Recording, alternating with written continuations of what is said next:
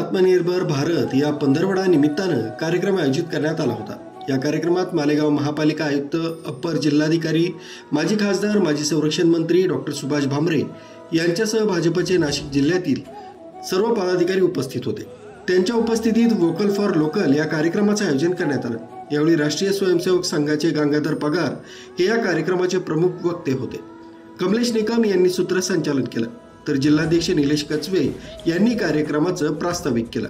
विकसित राष्ट्र म्हणजे सांस्कृतिक राष्ट्र होय, असं कचवे यांनी सांगितलं। पुस्तक लिहिलेलं होतं, मी पाहिलं की भारतीय संस्कृती तर मला मानते, पण तिचा विश्व संचार काय, तर त्याच्यावर मी सहज पान उघडून पुढे बघितलं। तिथे पहिल्या पानावर लिहिलं तर कंबूज देश। मी पाहिलं असा देश तर मी ऐकलेला नाहीये, कंबूज काय। मी सहज पुढे वाचायला सुरुवात केली की आपण जर पाहिलं असेल ब्रह्मदेशाच्या पलीकडे अनेक बेटे, त्याच्यामध्ये हा कंबूज, आत्ताचा कंबोडिया जो आहे तो देश तिथे वसलेला आहे। आणि ते एक साधं एक जंगलातलं राहणार एक बेट होतं। त्या बेटावर तिथं नाग जमातीच्या आदिवासींचं वास्तव्य होतं। अतिशय नैसर्गिक अवस्थेमध्ये त्यांचं वास्तव्य असायचं।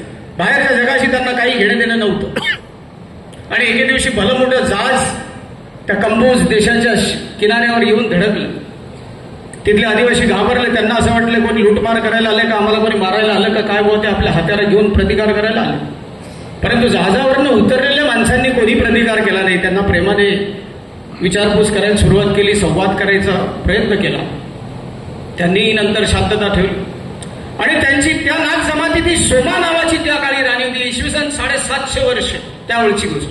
ती राणी, तिच्यापर्यंत वार्ता गेल्यानंतर ती तिथे आली आणि तिने बघितलं की हे कोणीतरी वेगळेच लोक येत असे। ती निसर्ग अवस्थेतच होती आणि त्या जहाजाचा जो नायक होता त्याचं नाव होतं शैलराज कौंडिन्य। हा दक्षिणेतील द्रविड ब्राह्मण होता, हिंदू ब्राह्मण होता।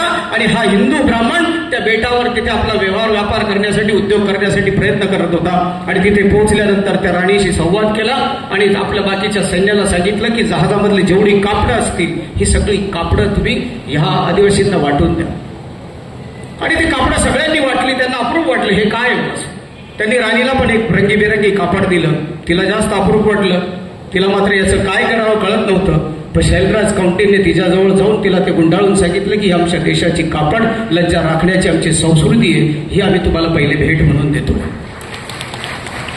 त्याच्यापुढे अजून तुम्हाला जर कधी म्हणायला जर कधी नवल वाटतं की त्या देशामध्ये अनेक वेळा उद्योग व्यापार चालू असताना त्या शैलराज कौंडिन्याने जी नागसेन ती राणी जी होती, त्या राणीचा यांचा प्रेमविवाह झाला आणि त्याच शैलराज कौंडिन्यने तिथे व्याधपूर नावाची राजधानी बसवली आणि त्या देशाचं नाव कंबोडिया दिलं। याचं जर खरं उदाहरण बघायचं असेल तुम्हाला चीनमध्ये आणि व्हिएतनाममध्ये आज पण शिलालेख लिहिलेले, ही माझ्या देशाची संस्कृती आहे। म्हणजे हे त्याचं उदाहरण दिलं।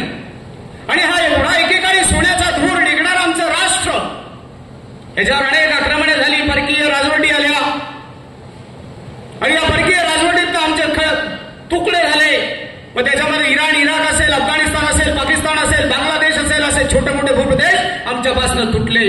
आणि आज आम्ही ज्या भारतामध्ये राहतो तो भारत, त्या भारताला आम्हाला विकसित राष्ट्र करायचं। याला विकसित राष्ट्र करायचं असेल तर त्याच्यासाठी सगळ्यात महत्वाची गोष्ट आहे की आमची अर्थव्यवस्था, दुसरं आमच्या पायाभूत सुविधा, तिसरं आमचं तंत्रज्ञान आहे, चौथी आमची लोकशाही। या 4 स्तंभावर हा देश उभा आहे। आमची अर्थव्यवस्था एकेकाळी जर बघितली तर शेती, पारंपरिक शेती आणि कापड उद्योगांवर चालायची, पण तरी आमचा देश समृद्ध होता। पण काही काळानंतर ब्रिटिश राजवट लागली आणि ब्रिटिशांच्या राजवटीमध्ये अनेक जुलमी कर लादले गेले, आमची अर्थव्यवस्था लयास गेली, उद्योगधंदे बंद पडले, आमचा देश हळूहळू गरिबीच्या गर्तेत जायला लागला। पण इथे आम्ही हे थांबले नाही।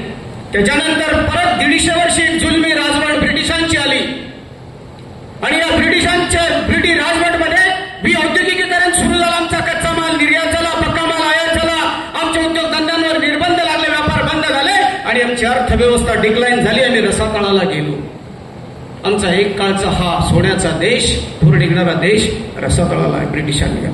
काही असे पण बुद्धिभेद करणारे लोक असतात की ब्रिटिशांनी इथं जर कधी रेल्वे आणली, मोठ्या मोठ्या इमारती बांधल्या, हे खोटं आहे। त्यांनी कोणाच्या जीवावर केलं की आमच्या स्वतःच आमचे सगळं काही जीव होतं ते लुटून तिकडे नेलं आणि नंतर त्याच्यातलं काही आम्हाला दिलेलं।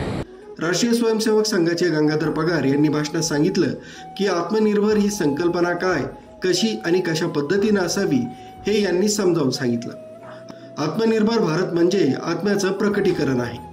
स्वभाषा, स्वभोजन आणि स्वजीवन हे आपल्याला समजावून घेतलं पाहिजे, हे देखील त्यांनी समजावून सांगितलंय. तिथपर्यंतच आमचं राष्ट्र कचवे सरांनी अतिशय सुंदररित्या सांगितलं. कंबोडियाचं उदाहरण दिलं, मलेशिया ब्रह्मदेशाचं उदाहरण दिलं. आपल्यापासून दूर झालेले हे सगळे आपले भूभाग आणि या सगळ्या भूभागांना दूर होताना आपण सगळे उघड्या डोळ्याने बघतोय. असं हे सगळं आपलं राष्ट्र, त्या राष्ट्रापर्यंत पोहोचलेल्या सगळ्या आपल्या सीमा आणि जो उर्वरित जो भाग राहिला आहे, जसं आपण बऱ्याच वर्ष आपण ऐकलंय की आपलं जे राष्ट्र होतं ते चाणक्यांच्या काळामध्ये किंवा चंद्रगुप्त मौर्यांच्या काळामध्ये वेगळा नकाशा होता, त्याच्या आधीच्या काळामध्ये वेगळा होता. मग हे सगळं कमी कमी होत जे शिल्लक राहिलं तो आपला देश शिल्लक राहिला आहे, ज्याला भूभाग आहे आणि ज्या सांस्कृतिक परिसीमा जिथपर्यंत आपल्या पोहोचताय ते आपलं राष्ट्र आहे. या राष्ट्राला विकसित करायचंय म्हणजे काय करायचंय, तर खूप सर्वसामान्य संकल्पना आहे की आम्ही जे काही करतोय ना ते सगळं करत असताना ते आमच्या मातृभूमीशी संलग्न आहे का याचा विचार आम्हाला वारंवार करायचा आहे. पंचपरिवर्तन या तत्वाचा वापर करून जगायचं आहे हे देखील पगार यांनी सांगितलं. सर्व समाजाला सोबत घेऊन जगण्याचा नारा म्हणजे आत्मनिर्भर भारत ही संकल्पना होय. या कार्यक्रमात नाशिक जिल्ह्याभरातून भाजपाचे पदाधिकारी उपस्थित होते. राष्ट्रगीताने या कार्यक्रमाची सांगता झाली. News bureau, Kasmade update, Malegaon.